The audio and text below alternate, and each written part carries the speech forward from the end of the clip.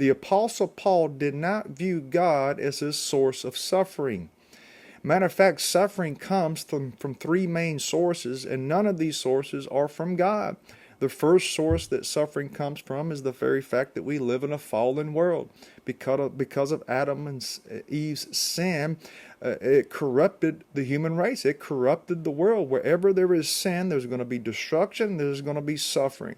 That's just the reality of it. So part of the sufferings that we encounter in this life is a byproduct of a fallen world that we live in. The second source of suffering is our human free will. God has given us the ability to choose and make decisions for ourselves. So some of the sufferings that we endure in this life is just simply a byproduct of the decisions that we've made.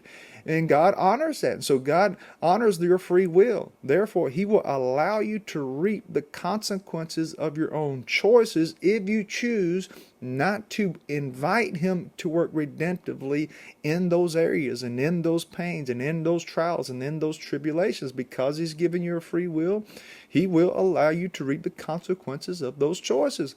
But there's a third source of suffering, and notice none of these are God. The third source of suffering is Satan. We have an evil adversary out there, a spiritual force of wickedness. His name is Satan, and he hates people. He hates us because we're actually created in the image of God. And so when he looks at us, it reminds him of who he can never be, because we're actually created in the image of the one he desires to be. Our very image is like torment to Satan, and because of that, he wants to bring corruption. He wants to bring destruction in our life because we remind him of the God that he will never be. And so these are the three sources of suffering in this life. And notice the Apostle Paul does not view God as his source of suffering. He understands that God is his source of deliverance. And this is the perspective that we need to have, is that we need to view God not as our source of suffering, but as our source of deliverance,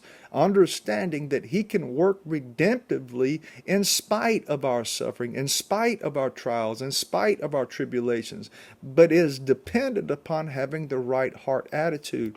And the right heart attitude, based on Romans chapter 5 and verse 3, is living in thankfulness, having a thankful heart in the midst of our suffering.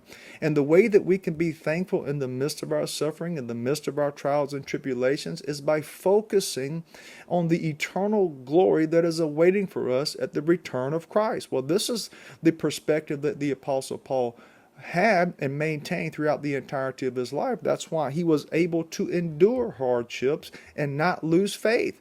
That's why sufferings, God was able to work redemptively in the suffering to produce character, perseverance, and hope in Paul's life, because he maintained a thankful heart.